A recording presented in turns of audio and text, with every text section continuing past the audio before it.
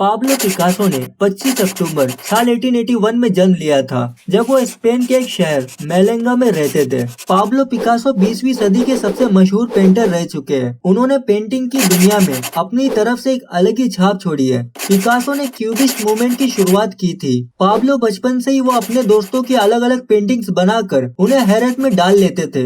Pablo के पिता भी एक आर्ट टीचर थे, इसीलिए पेंटिंग्स का सारा नॉलेज उन्हें अपने फादर से ही मिलता था। जब पाब्लो सिर्फ 15 साल के हुए थे, तब उन्होंने इतनी अट्रैक्टिव पेंटिंग्स बनाना शुरू की, जिसे देखकर पाब्लो के फादर ने उन्हें अपनी सारी पेंटिंग्स की इक्विपमेंट्स दे डाली। फिर साल 19 में पाब्लो कुछ वक्त के लिए पेरिस गए। उस वक्त पेरिस को सेंटर ऑफ आर्ट समझा जाता था। तब वे पेरिस के कई अलग अलग आर्टिस्ट से मिले, जिनसे मिलने के बाद उनके पेंटिंग्स बनाने की क्यूरियोसिटी और ज्यादा बढ़ गई। और फिर कुछ वक्त पेरिस में बिताने के बाद वे वापस अपने घर स्पेन में आ गए। स्पेन लौटकर उन्होंने कई अलग अलग तरह की पेंटिंग्स बनाना शुरू किया। उन्हें 20वीं शताब्दी का सबसे जुनूनी आर्टिस्ट माना जाने लगा था। पाब्लो पेंटिंग्स की दुनिया में इस तरह खो चुके थे कि उन्हें बाहर की दुनिया नजर ही नहीं आती थी। फिर पाब्लो के फादर ने उनके इस जुनून को देखकर उनका एडमिशन पेंटिंग्स के सबसे हायर एजुकेशन मैड्रिड एकेडमी में करवाया। लेकिन पाब्लो पिकासो मैड्रिड एकेडमी के माहौल से बहुत ही जल्दी ऊब गए और बोर हो गए थे,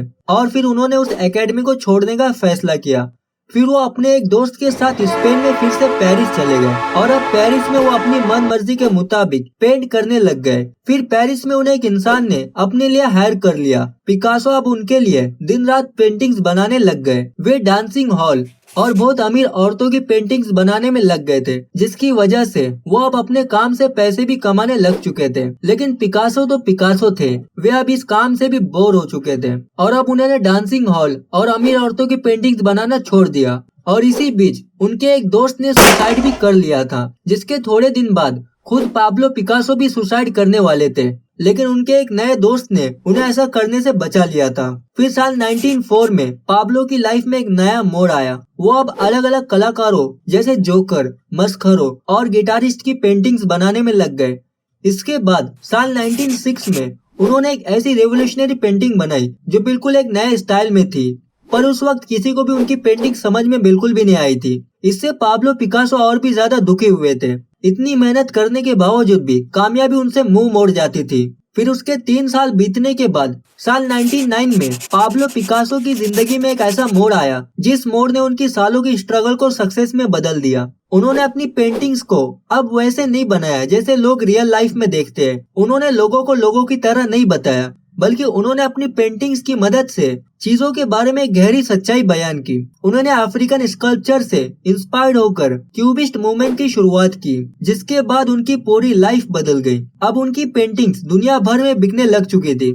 जब एक टाइम ऐसा था उनकी पेंटिंग्स $10 में भी कोई खरीदना नहीं चाह रहा था, पर साल 1909 में उनकी हर एक पेंटिंग्स पर लंदन के लूव म्यूजियम में करोड़ों डॉलर की बेट लगने लग गई थी। पाब्लो ने साल 1955 में एक ऐसी पेंटिंग बनाई जिसने वर्ल्ड रिकॉर्ड कायम किया। उनकी वुमेन ऑफ अल्जीरिया नाम की ये पेंटिंग 18 करोड़ डॉलर में बिकी थी, और उसके साथ ही ये दुनिया की सबसे महंगी बिकने वाली पेंटिंग बन चुकी थी। जिसके बाद पाब्लो पिकासो 20th सेंचुरी के सबसे फेमस सेलिब्रिटी बन गए थे। और 8 अप्रैल साल 1973 में 91 साल के हो चुके पाब्लो पिकासो की डेथ हो गई थी। पिकासो ने पेंटिंग के बारे में बहुत ही खूब कहा है। उन्होंने कहा कि पेंटिंग एक ऐसा झूठ है जो हमें सच को दिखाता है। ऑलराइट, आपको ये वीडियो कैसा लगा कमेंट और लाइक करना मत भूलना। और नेक्स्ट वीडियो में आप किसके बारे में जानना चाहते हो हमें नीचे कमेंट करके जरूर बताना। And thanks for watching guys.